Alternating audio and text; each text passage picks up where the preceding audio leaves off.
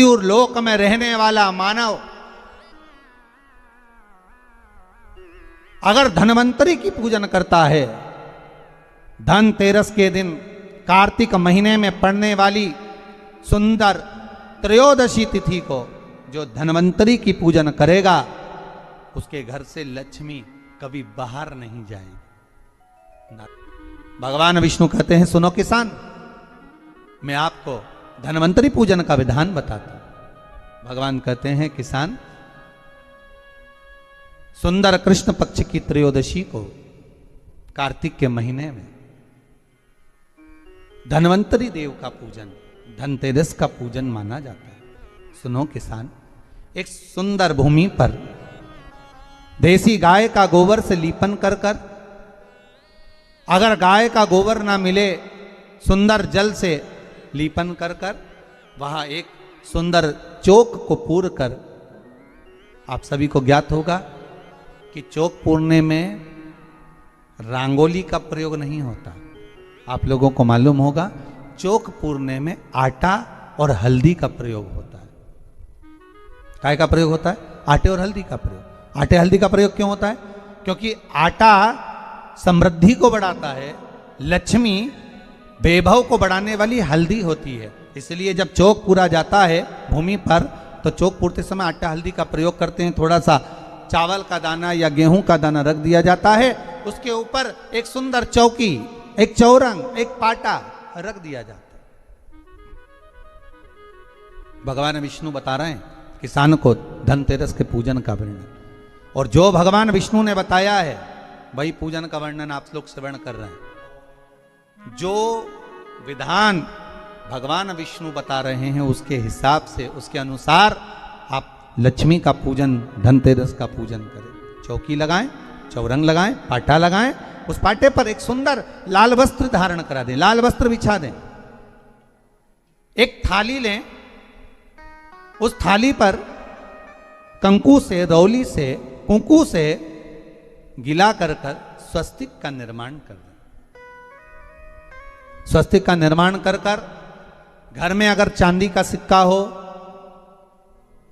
अगर चांदी का सिक्का नहीं हो, चांदी का कॉइन नहीं हो, तो अपने घर का 1 का सिक्का, 2 का सिक्का, 5 का सिक्का, 10 का सिक्का, जो भी आपके घर में हो वो कॉइन ले लें महाराज, उसको थाली के अंदर रख दें स्वस्तिक के ऊपर।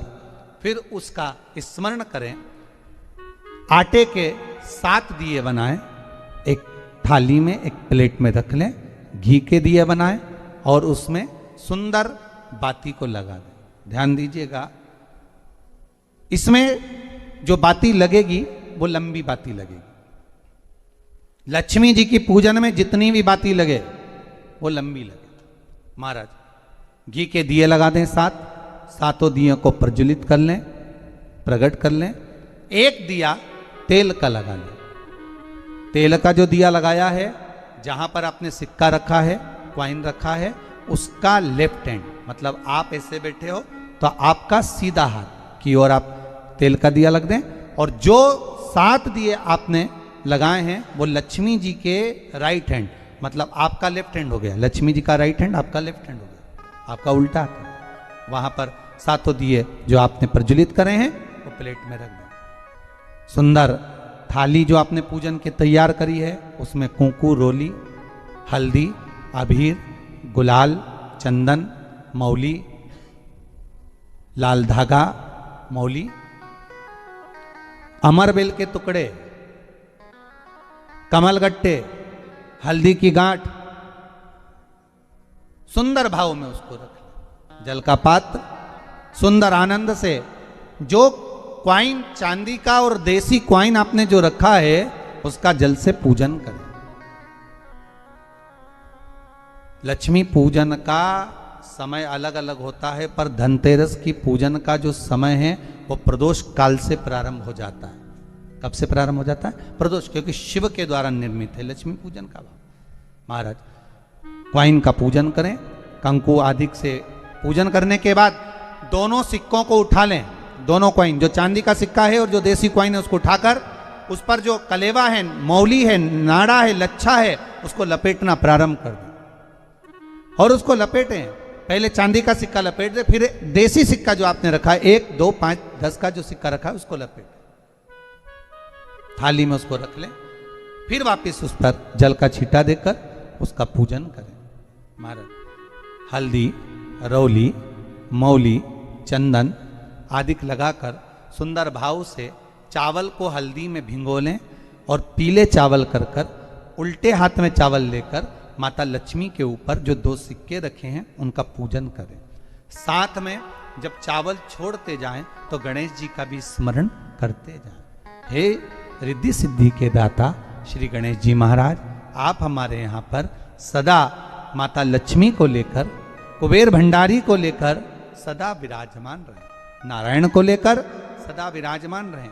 चावल छोड़ते जाएं और बाबा से विनती करते जाएं, माता लक्ष्मी से निवेदन करते जाएं, भगवान शिव का स्मरण करें, भगवान नारायण का स्मरण करें, माता लक्ष्मी का स्मरण करें, रिद्धि सिद्धि के दाता भगवान श्री गणेश जी महाराज का स्मरण करें, छोड़ते जाएं। जब चावल पूर्ण छोड़ देवें, पूजन पूरी तरह से हो जाए, तब महाराज 7 सुंदर आनंद से अमरबेल के टुकड़े, अमरबेल वृक्ष पर एक पीले कलर की बेल चलती है, पीली, उसमें पत्ते नहीं होते, वो किसी भी वृक्ष पर डली रहती, वो अमरबेल कहलाती।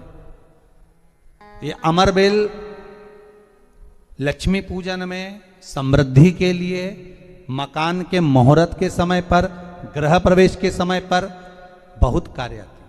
महाराज जाए वो अपने आप फलती चली जाती है। उसी तरह हमारे यहां भी हम भगवान से यही प्रार्थना करते, जैसे अमरबेल बिना पानी पड़े भी किसी भी वृक्ष पर डाल दी जाए पनपती जाती है, बढ़ती चली जाती है, ऐसे हमारे घर में बेबहू लक्ष्मी बढ़ती जाए।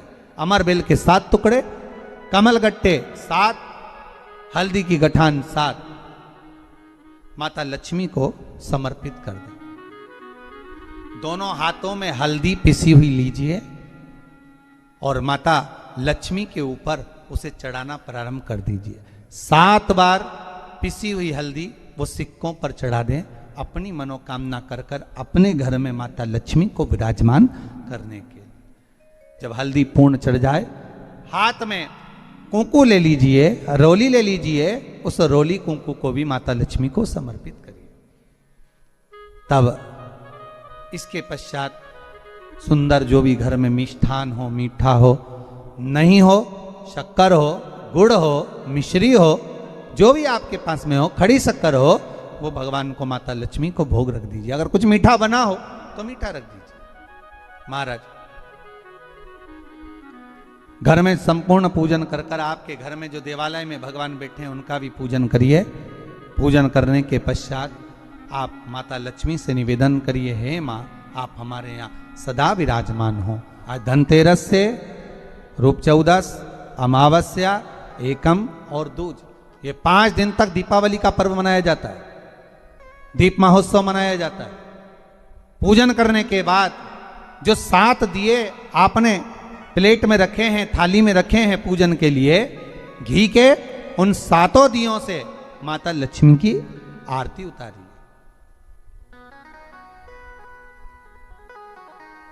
उन 7 दियों से माता लक्ष्मी का पूजन करिए, माता लक्ष्मी से विनती करिए, मां हम आपके पुत्र हैं, मां आप हमारे घर का रास्ता भूल गई हो मां। हे बेबहू लक्ष्मी, हे धन लक्ष्मी, हे संतान लक्ष्मी, हे मां लक्ष्मी, हे धान्य लक्ष्मी, आप हमारे घर में विराजमान।